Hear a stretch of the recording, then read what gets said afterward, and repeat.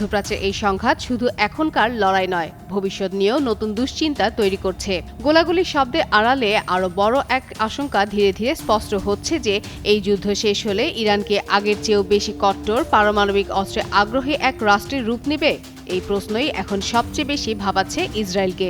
Israeli প্রতিরক্ষা বাহিনী IDF এর এক মূল্যায়নে বলা হয়েছে, অনেক হামলা চালানো হলেও ইরানের শাসন ব্যবস্থা পুরোপুরি ভেঙে পড়বে এটা নিশ্চিত নয়, বরং এর ফলে নতুন আরও কঠোর নেতৃত্ব আসতে পারে। 10,000-এর বেশি ইসরায়েলি হামলা ও 8,000-এর বেশি মার্কিন হামলা ইরানের শাসন ব্যবস্থা উৎখাত করার জন্য পর্যাপ্ত কিনা তা নিয়ে নিশ্চিত নয় IDF এর কেউই। IDF বলেছে, ইসরায়েলি বিমান বাহিনীর প্রাথমিক হামলায় শীর্ষ ইরানি নেতা আকাশ প্রতিরক্ষা ও ব্যালিস্টিক মিসাইল ধ্বংসের পর দ্রুত মনোযোগ সরিয়ে নেওয়া হয়েছে IRGC, বাজিশ, স্বরাষ্ট্র মন্ত্রণালয় ও গোয়েন্দা মন্ত্রণালয়ের কমান্ড কেন্দ্রের ধ্বংসের দিকে।